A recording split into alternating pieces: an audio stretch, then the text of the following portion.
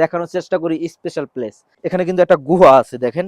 এই হরিণের মাংস দিয়ে হয়েছে বিরিয়ানি। সিনের মাংস তো জানেনি ভাই কত কষ্ট করে জোগাড় করতে হয় আমাকে। আর দেখেন জায়গাটা কেমন। আর আমি সব সময়তেই আপনাদেরকে দেখানোর চেষ্টা করি স্পেশাল প্লেস। আর বিশেষ করে লেবাননে যারা এই জায়গাটিতে আসতে চান, আমি আসলে জায়গাটার নাম জানি না ভাই, এটা হঠাৎ করে আসা তো ওই জন্য নাম জানি না। এই জায়গাটিতে যারা আসতে চান অবশ্যই ভাই জ্যাকেট নিয়ে আসবেন, মাসবি। এখন কিন্তু বর্তমানে লেবাননে কিন্তু গরম, তারপরেও আপনার এই গরম কিন্তু এই জায়গাতে আসলে মনে হয় শীত। আপনাদের কিছু দেখাই, আমি আরো কিছু দেখাই। দেখেন জায়গাগুলো দেখেন কত সুন্দর। আর এই জায়গাটিতে এখানে কিন্তু একটা গুহা আছে দেখেন, কত সুন্দর একটা গুহা। তো এই জায়গাটিতে আসলে অবশ্যই আপনারা আসবেন। আর একটু দেখাই, আপনাদেরকে আজকে ঘুরে দেখাবো। আমি পাহাড়ের উপরটালে যাব, আর সেই সাথে সাথে আপনাদেরকে দেখাবো। অবশ্যই সাথে থাকবেন। একটু কষ্ট হয় এই জায়গাটিতে আসলে। ওয়াও, একটা সেই প্লেস, আপনাদেরকে সেই প্লেসটি দেখালাম।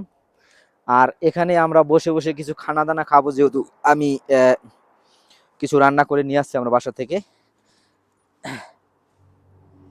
তো সেই রান্নাগুলো খাওয়া দাওয়া করবো। খাওয়া দাওয়া শেষে এখান থেকে চলে যাব। আসলে আজকে অনেক লং জার্নি করছি, যেটা আমরা প্রায় 4 ঘন্টা যাবত মোটরসাইকেল চালিয়ে এই জায়গাটিতে এসেছি।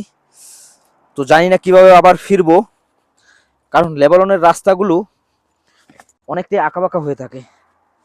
সো জীবনের সাথে মানে প্রকৃতির যে সৌন্দর্যটা, সেই সৌন্দর্যটাই আজকে উপভোগ করার জন্য এখানে আসছি।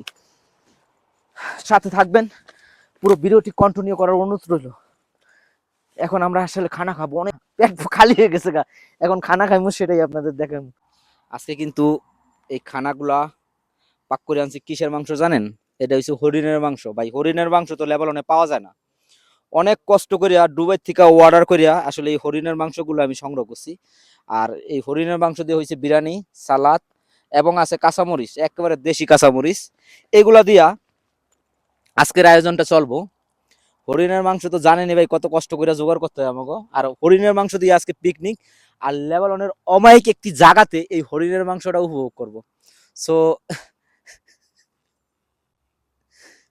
হরিণের মাংস খেতে হলে অবশ্যই যারা যারা খেতে চান এই হরিণের মাংস, অবশ্যই কমেন্টে জানাবেন। আমি আপনাদের জন্য এই হরিণের মাংসের যদি অর্ডার লাগে অবশ্যই বলবেন, চেষ্টা করবো আপনাদেরকে দেওয়ার জন্য এই হরিণের মাংস। বিশেষ করে যারা যারা খেতে চান, স্পেশালিটি হরিণের মাংস আসলে দুবাই থেকে অর্ডার করা ছিল আমার।